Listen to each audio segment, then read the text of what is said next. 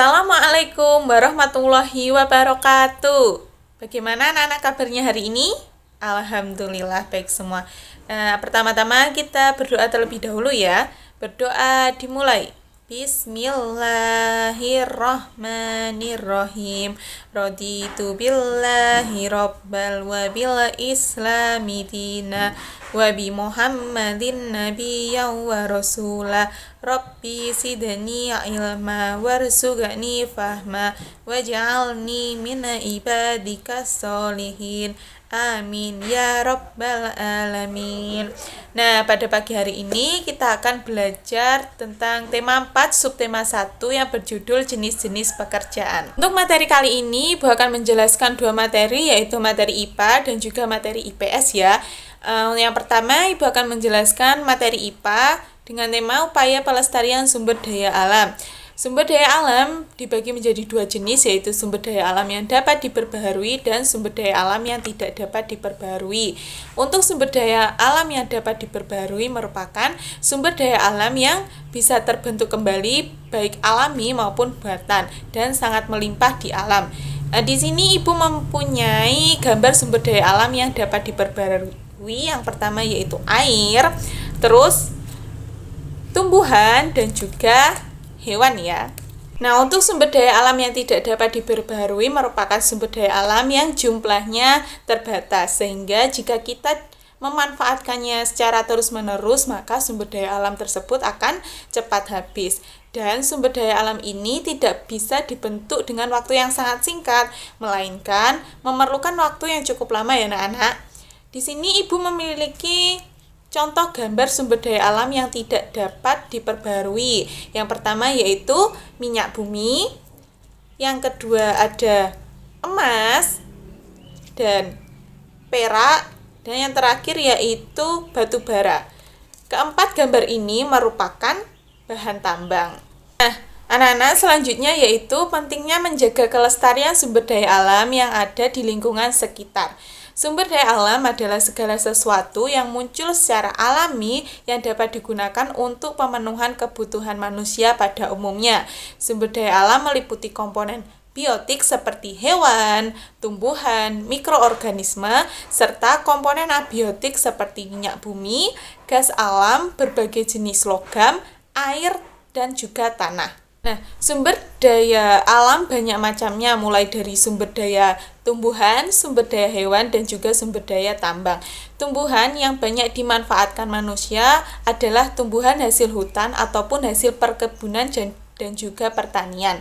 Sedangkan sumber daya barang tambang dikelompokkan menjadi barang tambang mineral dan juga barang tambang bukan mineral. Anak-anak, kita harus patut bersyukur karena sumber daya alam yang ada di sekitar kita sangat bermanfaat bagi kebutuhan dan juga kesejahteraan kita.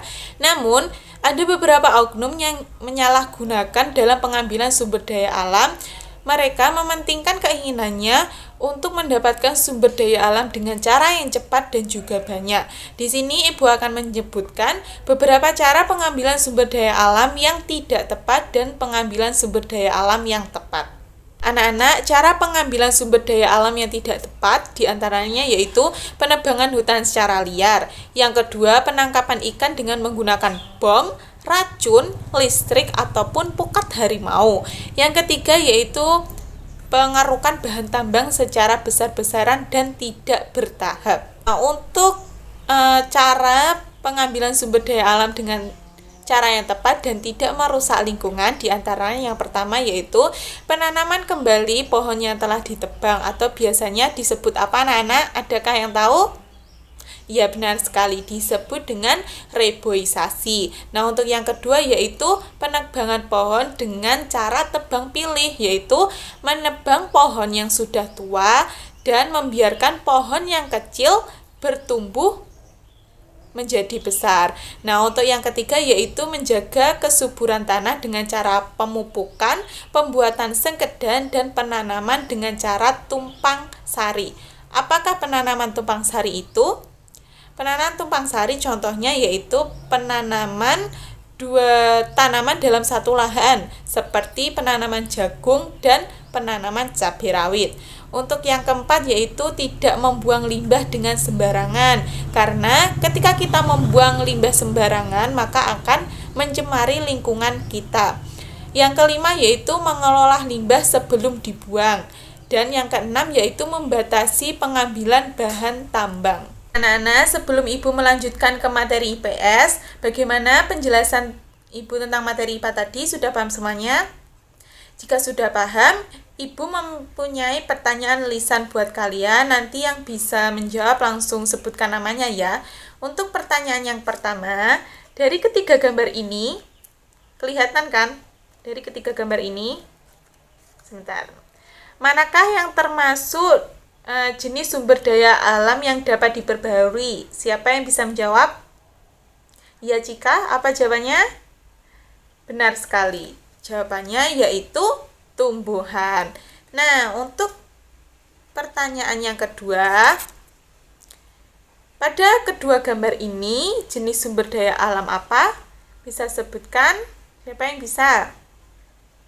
Ya, Randy, apa jawabannya? Benar sekali, kedua gambar ini merupakan sumber daya alam yang tidak dapat diperbaharui. Dan untuk pengambilan sumber daya alam ini harus diambil dengan cara bertahap, tidak bisa diambil dengan semena-mena, karena agar sumber daya alam ini tetap terjaga. Anak-anak, kita lanjutkan ke materi selanjutnya ya, yaitu materi IPS tentang hubungan sumber daya alam dengan jenis pekerjaan. Di Indonesia, kenampakan alam yang berupa dataran tinggi, dataran rendah, dan juga perairan sangat mempengaruhi jenis pekerjaan penduduknya. Yang pertama, Ibu akan menjelaskan jenis pekerjaan yang ada di daerah dataran tinggi. Dataran tinggi adalah wilayah yang memiliki ketinggian lebih dari 500 meter di atas permukaan laut. Daerahnya meliputi pegunungan dan juga perbukitan.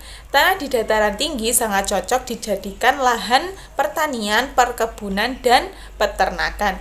Nah, apa saja pekerjaan yang ada di daerah dataran tinggi? Yang pertama yaitu peternakan.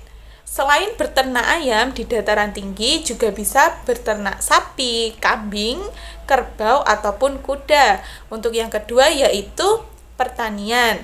Selain menanam padi, juga bisa berkebun seperti menanam buah-buahan, sayur-sayuran, palawija, dan tanaman lainnya. Selanjutnya yaitu di wilayah dataran rendah. Wilayah dataran rendah memiliki ketinggian tidak lebih dari 500 meter di atas permukaan laut. Pada umumnya, kota-kota di wilayah Indonesia berada di daerah dataran rendah, sehingga penduduknya yang tinggal di dataran tinggi lebih sedikit dibandingkan penduduk yang tinggal di daerah dataran rendah. Masyarakat di dataran rendah umumnya ada yang tinggal di dekat pesisir pantai dan juga ada yang tinggal di perkotaan. Biasanya yang tinggal di dekat pantai bekerja sebagai nelayan, tambak ikan, dan juga petani garam. Nah, untuk masyarakat yang tinggal di perkotaan biasanya bekerja sebagai dokter, polisi, buruh pabrik, guru, karyawan, dan lain-lain. Nah, anak-anak, sedangkan masyarakat yang tinggal di daerah perairan seperti laut, danau, dan juga sungai umumnya juga bekerja sebagai nelayan dan juga tambak ikan. Kita lanjutkan ke materi IPS yang terakhir, yaitu kegiatan ekonomi. Kegiatan ekonomi adalah semua kegiatan yang dilakukan oleh manusia untuk memenuhi kebutuhan hidupnya. Seseorang tidak dapat membuat barang yang dibutuhkannya sendiri, maka dibutuhkan kerjasama antara orang yang satu dengan orang yang lainnya. Nah, di sini kegiatan ekonomi ada 3 jenis, yaitu kegiatan produksi, kegiatan distribusi, dan juga kegiatan konsumsi. Apa itu kegiatan produksi? Kegiatan produksi adalah kegiatan yang menghasilkan barang atau jasa untuk memenuhi kebutuhan, atau diartikan juga kegiatan untuk meningkatkan nilai guna barang. Nah, untuk contoh kegiatan produksi sendiri, contohnya petani menanam padi, penjahit menjahit baju, dan seorang chef yang membuat makanan. Nah, orang yang melakukan kegiatan produksi disebut juga dengan produsen. Nah, untuk yang kedua yaitu kegiatan distribusi. Distribusi merupakan kegiatan lanjutan dari kegiatan produksi. Kegiatan distribusi adalah kegiatan menyalurkan barang dari hasil produksi dan produsen kepada konsumen. Orang yang melakukan kegiatan distribusi disebut distributor. Nah, untuk yang terakhir yaitu kegiatan konsumsi. Kegiatan konsumsi adalah kegiatan menggunakan atau menghabiskan barang dan jasa. Anak-anak, tanpa kita sadari kita juga melakukan kegiatan konsumsi. Contohnya, kita membeli jajan di warung, lalu ibu membeli sayuran di pasar untuk dimakan, dan kita membeli pakaian untuk kita kenakan.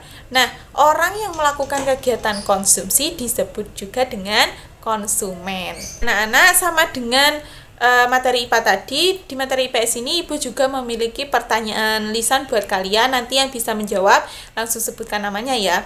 Nah, untuk kedua gambar ini, manakah di antara kedua gambar ini pekerjaan yang ada di daerah dataran tinggi? Siapa yang bisa menjawab? Ya, Rizka, apa jawabannya? Yang mana? Benar sekali. Petani yaitu bekerja di daerah dataran tinggi. Nah, untuk yang gambar yang Ibu pegang ini pekerjaan yang ada di dataran apa, Rizky? Ya, benar sekali. Buruh pabrik merupakan pekerjaan yang ada di daerah dataran rendah. Nah, satu lagi ya. Nah, untuk polisi dan dokter itu bekerja di daerah dataran apa? Siapa yang bisa menjawab?